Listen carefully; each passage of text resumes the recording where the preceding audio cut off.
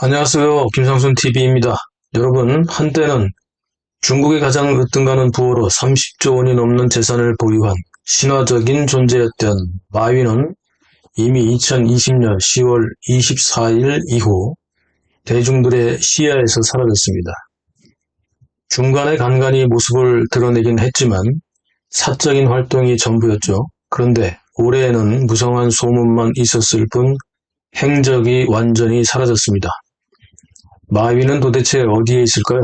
마윈은 어디에서 무엇을 하고 있을까요?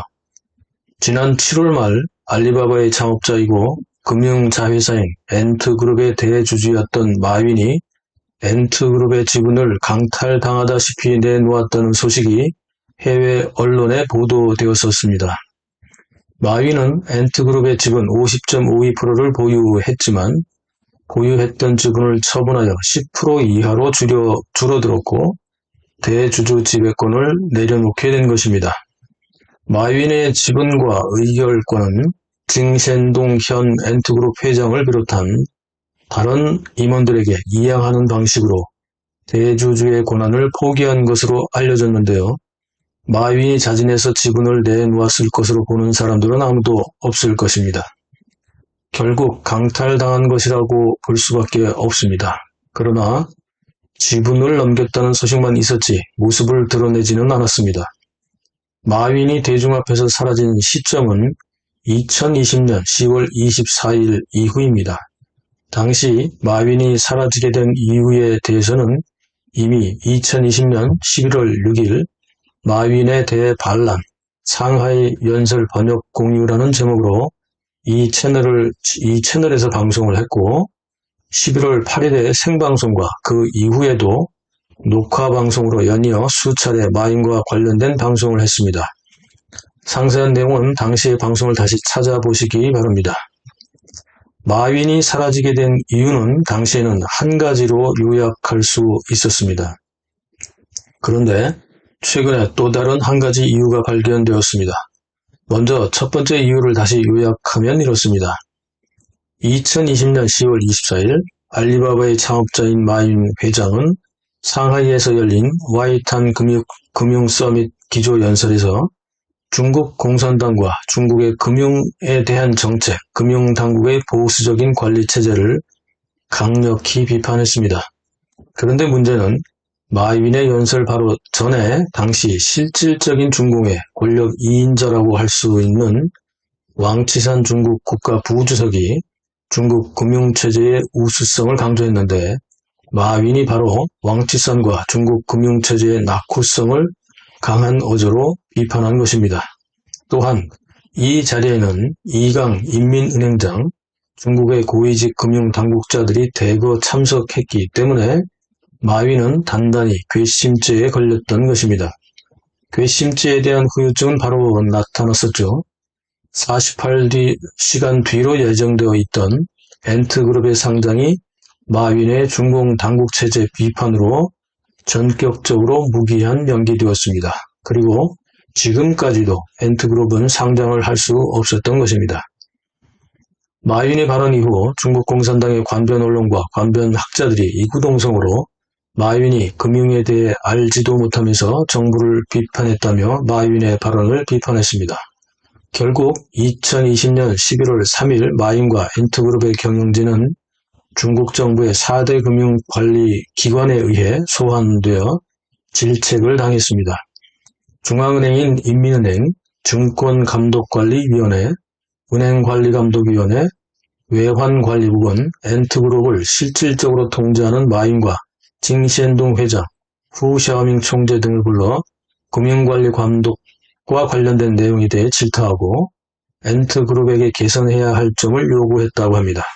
또한 중공당국은 반독점법 위반을 핑계삼아 알리바바에게 무려 역대 이래 가장 높은 182억 위안, 당시 환율로 약 27억 8,281만 달러, 우리 돈으로 약 3조 1,307억 원의 벌금을 부과했습니다.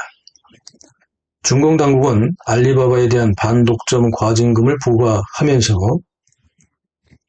1만 2천 단어로 이루어진 내용을 발표했습니다.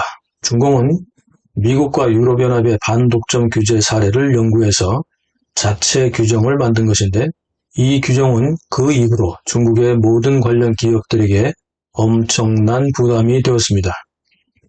겉으로는 시장의 공평한 경쟁을 강조했지만 실제는 어느 기업도 중공의 관리 영역 밖에 두지 않겠다는 강력한 통제의 의미가 반독점법의 핵심입니다. 한마디로 공산당의 명령에 따라야 하고 공산당의 지시를 항상 받아야 한다는 겁니다.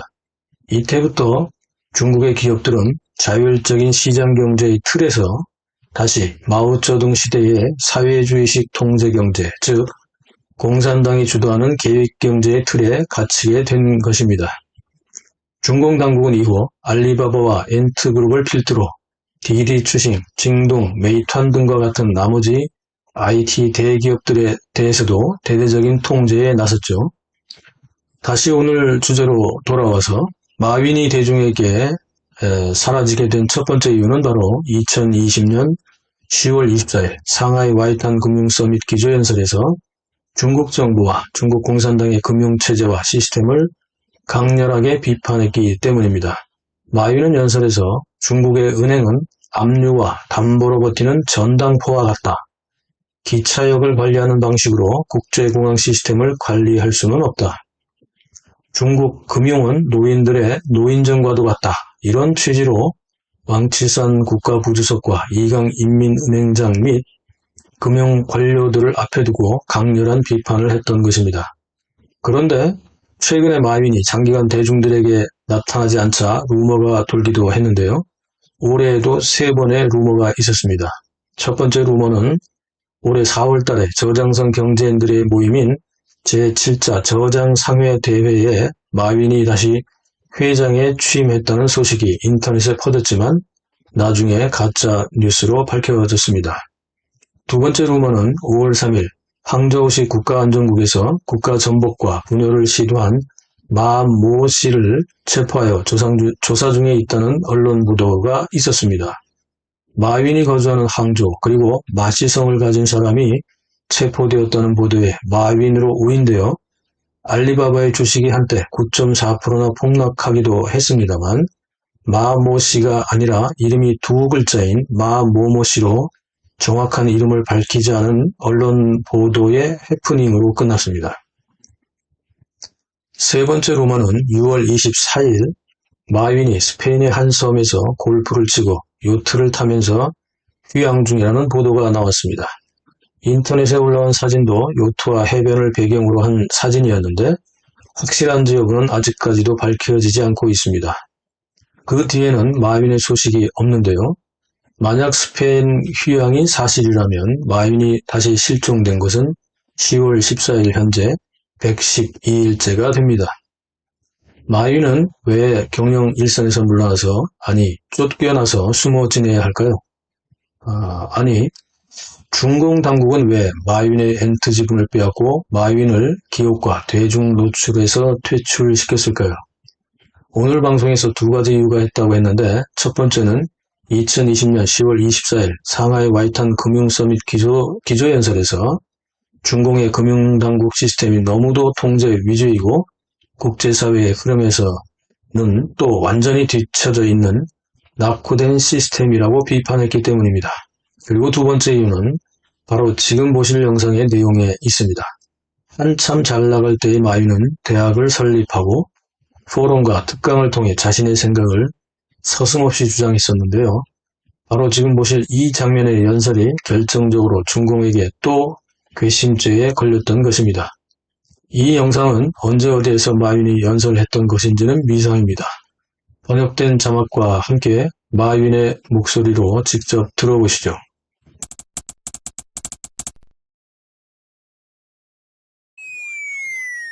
特权阶级，他们有自己特供的水、特供的食物，这次雾霾，他们没办法有特供的空气了。帮我们呼吁水、呼吁空气、呼吁这一切食品安全的时候，并没有人做的相信。很多人问我什么东西让你睡不着觉，让我睡不着觉的是我们的水不能喝，我们的食品不能吃，我们的孩子不能喝牛奶，这是我真睡不着觉。 공산당 특권 계급을 대놓고 비판했던 마윈은 많은 강연을 통해 이와 같은 자신의 생각을 계속해서 대중들에게 강조했습니다. 공산당의 체제 비판에 앞장섰던 마윈은 공산당에게 미움을 받고 재산을 강탈당하고 퇴출된 것입니다. 지금은 마윈의 생사조차도 걱정을 해야 하는 상황이죠.